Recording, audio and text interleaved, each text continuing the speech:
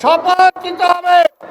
গত 15 বছর ভারতীয় তাবেদার সরকারের পক্ষে যে তাবেদার সরকার ক্ষমতায় ছিল, ক্ষমতায় থেকে মানুষের ভোটের অধিকার কেড়ে নিয়েছে, গণতন্ত্র কেড়ে নিয়েছে, মায়ের মুখ খালি করেছে, সেই ভারতের তাবেদার সরকার আর যাতে বাংলাদেশে ফিরে না আসতে পারে।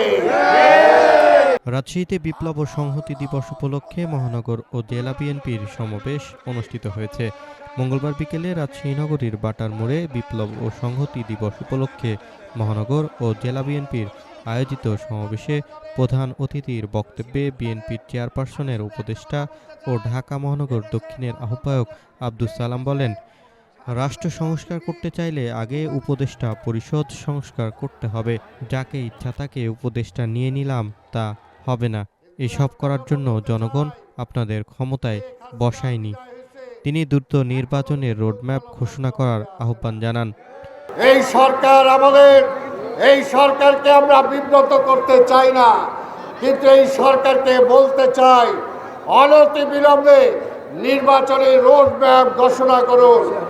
রাষ্ট্রের যে ক্ষতি হচ্ছে, হাসিনা করে গেছে, এখন পর্যন্ত সেই সমস্ত চোর, লুটেরা, বাটপারদেরকে কিন্তু গ্রেপ্তার করা হয় নাই।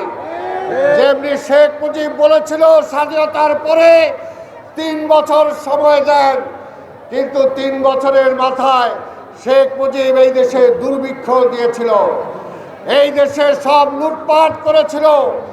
তাই আজকে বলতে চাই, আপনার সময় চান ভালো কথা, কিন্তু সেই সময়ে চালের দাম কমান, ডালের দাম কমান, তেলের দাম কমান, বিদ্যুতের দাম কমান, পানির দাম কমান এবং জনগণের উপর অবৈধ ট্যাক্স যেগুলো বসানো হয়েছিল এই ট্যাক্স কমান।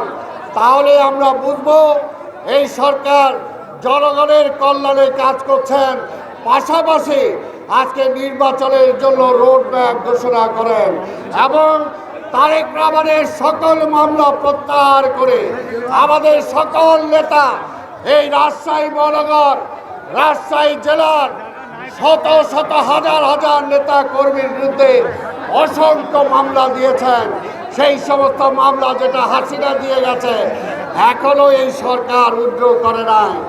আমরা বলতে চাই, প্রফেসর ইউনূস সাহেব, আপনাকে সম্মান করি, শ্রদ্ধা করি, কিন্তু আপনার মামলা যদি প্রত্যাহার হতে পারে, তারেক রহমানের মামলা কেন প্রত্যাহার হবে না? সমাবেশ শেষে বাটার মোড় থেকে শুরু হয় র্যালি। নগরীর প্রধান প্রধান সড়ক প্রদক্ষিণ শেষে আলুপট্টি মোড়ে র্যালিটি শেষ হয়। এ সময় উপস্থিত ছিলেন মহানগর বিএনপির আহ্বায়ক অ্যাডভোকেট ইরশাদ আলী ঈশা, সদস্য সচিব মামুনা রশিদ, জেলা বিএনপির আহ্বায়ক আবু সাইদ চাঁদ সহ মহানগর ও জেলা বিএনপির নেতাকর্মীরা। আশিকুর রহমান, প্রিয়জন টিভি।